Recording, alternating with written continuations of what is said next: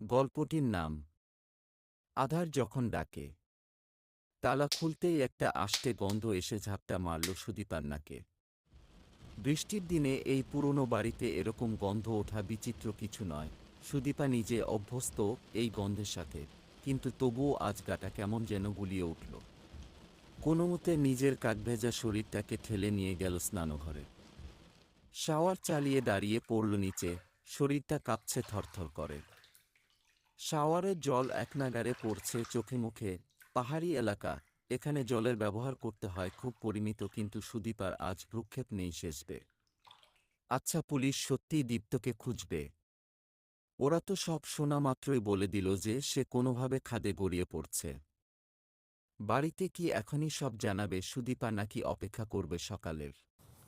Current নেই, ভেজা শরীরেই মোমবাতির সন্ধানে এদিক ওদিক হাতড়াতে হাতড়াতে হঠাৎ সুদীপা খেয়াল করল বাইরের দরজাটা হাট করে খোলা। চমকে উঠল সে। ঢোকার পর দরজাটা কি তবে লাগায়নি? মনে পড়ছে না কিছুতেই। পায়ে পায়ে সেদিকে এগিয়ে যেতেই হোঁচ খেল একটা। এটা কে বসে আছে ঘরে? যদিও অন্ধকার, তবুও অবয়বটা স্পষ্ট। আতঙ্কগ্রস্ত গলায় সুদীপা চেঁচিয়ে উঠল, কে? কে ওখানে?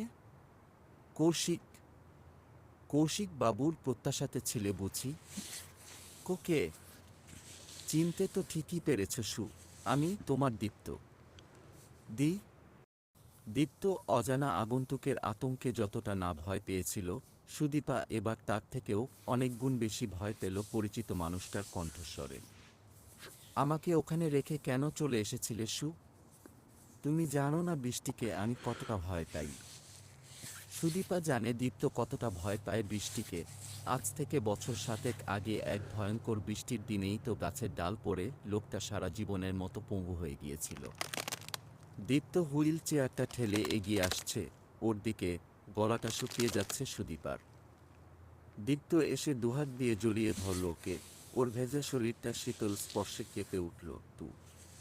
তুমি ফিরলে কি করে দীপ্ত? ওরা নিয়ে এলো আমাকে। কেমন ফ্যাসফ্যাসে শোনালো দীপ্তর গলাটা। কারা?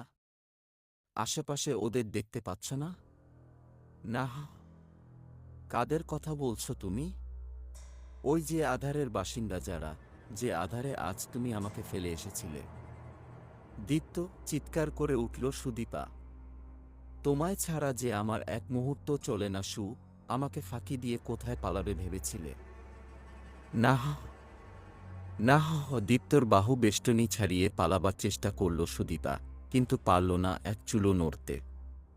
ও স্পষ্ট অনুভব করতে পারছে দুটো হাত যেন মাটি ফুঁড়ে উঠে এসে জড়িয়ে ধরেছে ওর পা। আশেপাশে ছায়া ছায়া কারা যেন ভাসছে ঘর জুড়ে। সুদীপার সারা শরীর জুড়েও অনুভূত হচ্ছে অশরীরী আনাগোনা। পৈশাচিক এক খেলায় মেতেছে ওরা, ওদের সঙ্গে যোগ দিয়েছে দীপ্ত। না! আর্তনাদ করে উঠল সুদীপা। বৃষ্টির ঝমঝম শব্দে মিলিয়ে গেল সেই আর্তনাদ। পালাবার পথ নেই আর।